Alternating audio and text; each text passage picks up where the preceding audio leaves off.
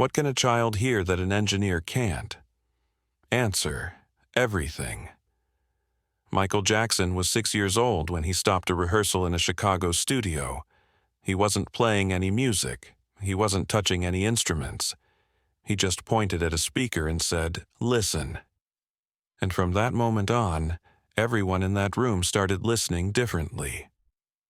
22 minutes into the session, the studio had been running smooth. The walls were lined with yellowed egg crate foam. The producer sat behind the glass, nodding along to the groove, one hand on the fader, the other holding coffee gone cold hours ago. 3 session musicians, veterans who'd backed everyone from Ray Charles to Aretha Franklin, were laying down the rhythm track for what would become the Jackson 5's next demo. Ellis, the bass player, wore his faded denim shirt, reading glasses tucked in the breast pocket, though he never used sheet music. Curtis, the drummer, had driven up from East St. Louis, his kit loaded in a barely running Ford Econoline. The guitarist, everyone called him Stretch, sat near the back wall, his Gibson ES-335 catching the overhead lights. In the corner, near the vocal booth, Michael sat cross-legged on a folding chair too big for him, hands resting on his knees, eyes tracking every movement. He'd been in studios before. More than most kids had been to the park, but never got bored. His brothers were in the hallway by the vending machine, but Michael had asked to stay inside. He wanted to watch. But here's the part no one saw coming. Michael wasn't just watching. He was listening with the precision most engineers spend years trying to develop. The bass line had cycled through 4 bars when Michael stood. The movement was small but deliberate. His brother Jermaine glanced over, assuming the kid needed a bathroom break. The drummer kept time, brushes whispering across the snare. The guitarist bent into a fill, fingers dancing across the fretboard with practiced ease. Then Michael walked 3 steps forward, 1, 2, 3, and raised his palm. Not hesitantly, not like a child asking permission, like someone who'd seen something wrong and knew it needed to stop. Ellis stopped playing. Not because a child told him to, because something in the way Michael stood, in the angle of his shoulders, carried a weight that couldn't be ignored. "Listen," Michael said again, quieter, and pointed at the monitor wedge angled toward the drum kit. His finger was steady, his voice calm. No drama. Just a simple observation delivered with certainty. Wait. Notice what the engineer missed. Notice what 3 professional musicians with decades of combined experience had filtered out as background noise. Ellis set his 62 precision bass on the stand and walked over. His knees cracked as he crouched next to Michael, ear tilted toward the speaker. For 5 seconds, nothing. Just ambient studio hum, air conditioning, fluorescent lights, the distant L train. Then, a faint crackle, intermittent, almost buried under the room tone. Michael tapped the speaker grill twice. It hums when the kick drum hits. Not a guess, a diagnosis. Ellis straightened, looked at the control room where the producer now stood against the glass, then knelt again. He raised one hand toward Curtis. "Give me a kick, just one." The drummer obliged. A single thump. And there it was, a razor-thin buzz threading through the low end, so slight you'd miss it if you weren't listening for it. But Michael had been listening, not just hearing. Listening with intention, with purpose. 1 second. Don't skip this. The cable wasn't the problem. That's what everyone assumed. A loose XLR, a frayed wire, a ground loop, the usual suspects, the easy fixes. The engineer came through the studio door, headphones around his neck, clipboard in hand. He was young, maybe 28, but trained by one of Chicago's best. Every session logged, every signal path triple-checked. "What's the hold?" he asked, looking from Ellis to Michael and back. Ellis pointed at the monitor. "Kid says there's a hum on the kick." "There's no hum," the engineer said, defensive. "I checked the signal chain twice before you walked in. Phantom power's clean, grounds are solid, there's no hum." Michael didn't argue. He stepped back, arms at his sides, and waited. Calm, patient, confident in what he'd heard. The engineer sighed. Time was money. The tape was loaded, and pulled a cable tester from his belt. He traced the monitor line to the patch bay. Clean, all green, check the amplifier, input clean, output clean. Then he tilted the speaker forward, and a loose screw rattled inside like a BB in a can. The room went still. What you saw was only the surface. The real issue was deeper, more mechanical than electrical. Inside the monitor, the voice coil had shifted just enough to vibrate against the frame when the kick frequency hit. Not a cable, not a ground loop, not any of the digital gremlins that usually plagued studio sessions. A mechanical fault, the kind that would have bled into every take. Subtle enough to pass in rehearsal, but fatal in the final mix. The kind of problem that would have made it through quality control, gotten pressed onto vinyl, and haunted the engineer's reputation for years. The engineer pulled the speaker, his movements now deliberate, almost reverent, and swapped it out with a backup from the rack. He ran the kick test again. Silence. Perfect, clean, beautiful silence where the buzz had been. He looked at Michael, and for the first time since the session started, his defensive posture softened.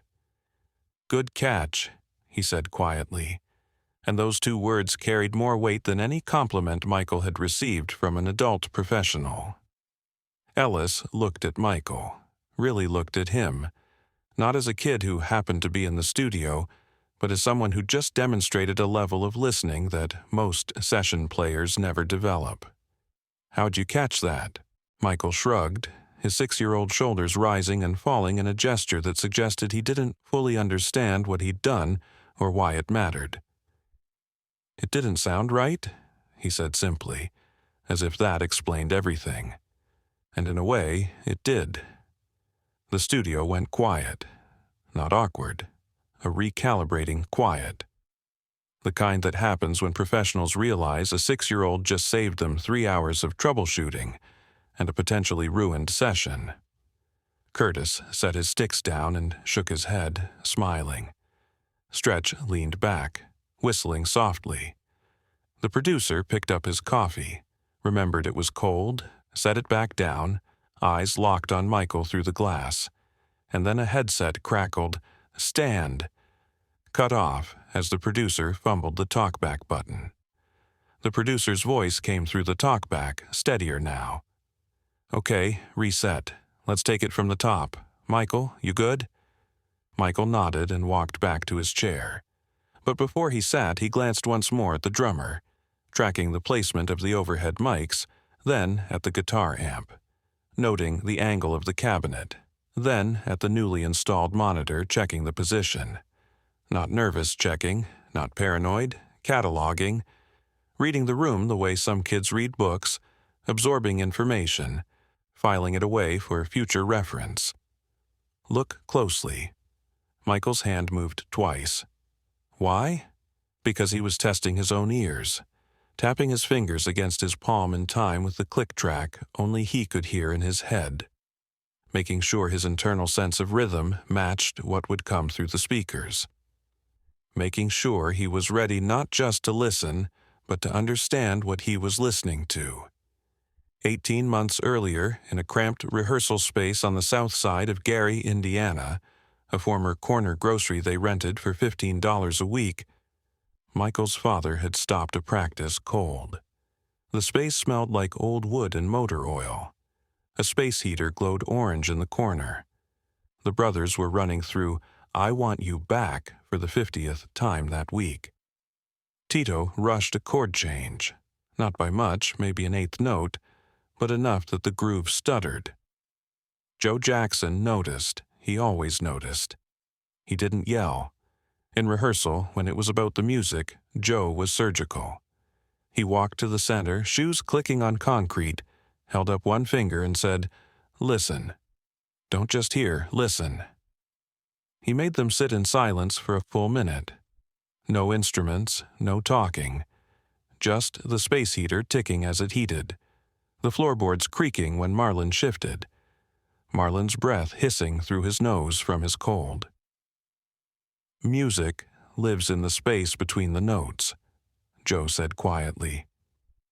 "If you can't hear the room, you can't own the room. If you can't own the room, you can't own the stage." Michael had been 4 years old, sitting on an overturned milk crate, feet not touching the ground. But he remembered. He remembered the silence. He remembered how the room sounded when nothing was happening.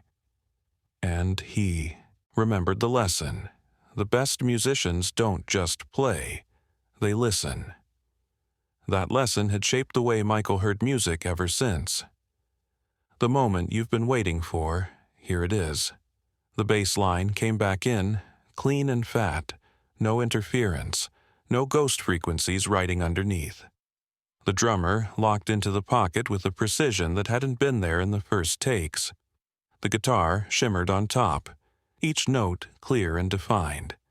And through the monitor, now perfectly balanced, now doing exactly what it was designed to do, the sound was exactly what it was supposed to be. Not approximated, not close enough, exactly right. The producer hit the talkback again. "That's the one. Rolling in 3, 2.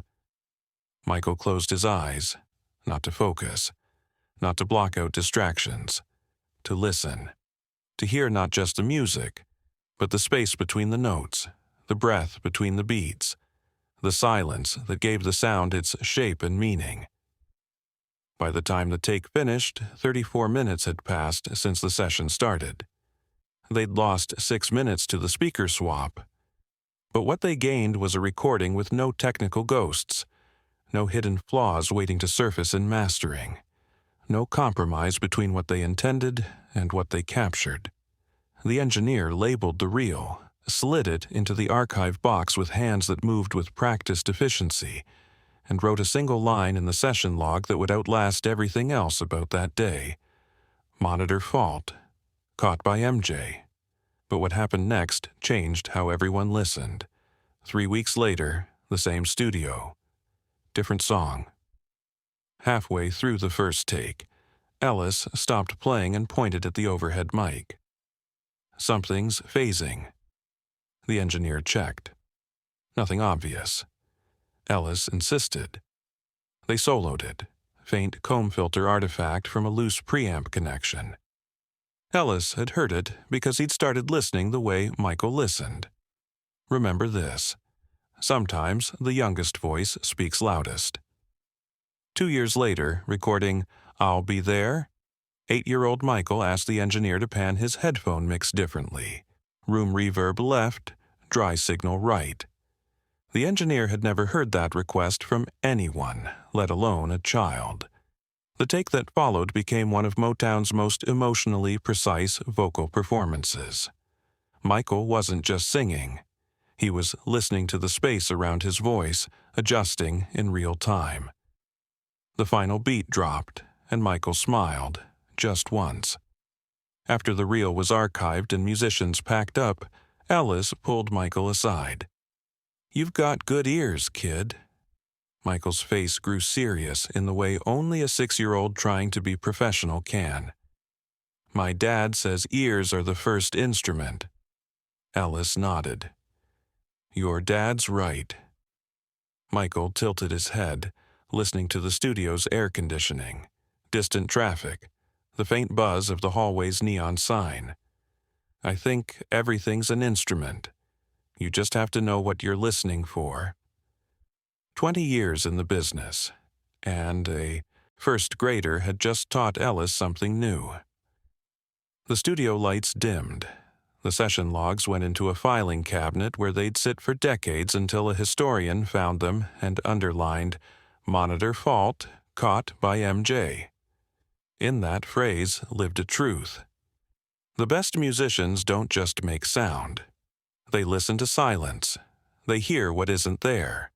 They stop rehearsals because they know one wrong frequency can be the difference between good and great. Michael knew that at 6. Most people never learn it.